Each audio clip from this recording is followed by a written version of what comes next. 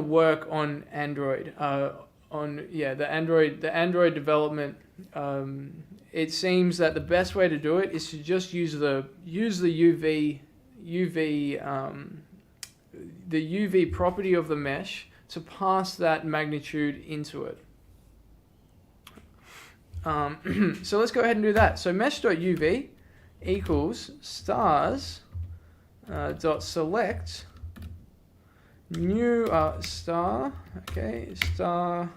new vector 2, because a UV is a vector 2, and it's perfect because the UV is vector 2 floats. Now maybe sometimes we want to use the absolute magnitude of the star. If you have it in your mind that you'd like to be able to fly through all these stars, the absolute magnitude is going to make more sense.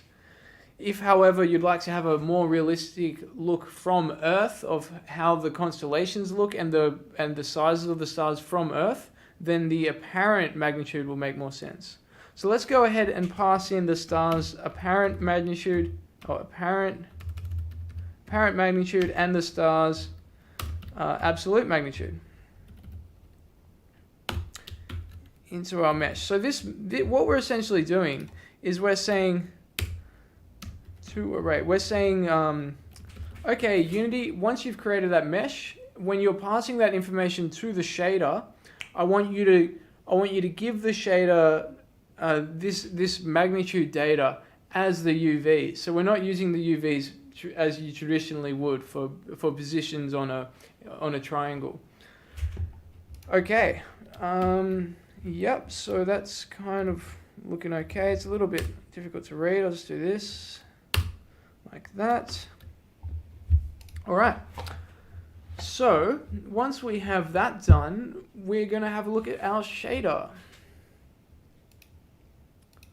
So our star info goes, the information goes from the star info, from the CSV file, to the star info, to the mesh, to the shader.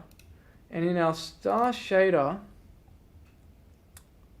I'm going to create a new shader. Maybe we want to hold on to this distance only shader. So I'm just going to copy and paste this shader. I'm going to rename this one to distance shader.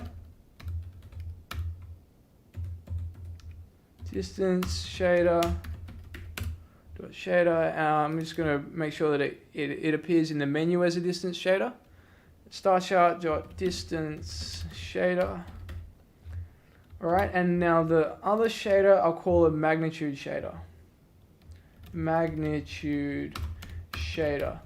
Now the reason why we might want to hold on to this, the reason why we might want to hold into this, because how we're going to create these magnitudes is going to be distance independent, as in it doesn't matter how far away you are from the star, it's going to only depend on that fixed magnitude value to figure out how big it's going to be.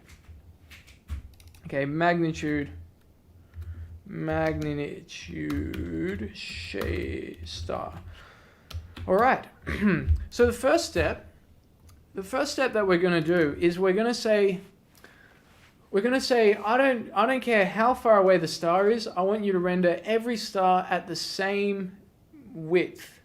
Now, if you're thinking that this might sound a little bit similar to what we were doing with the constellations, you would be right.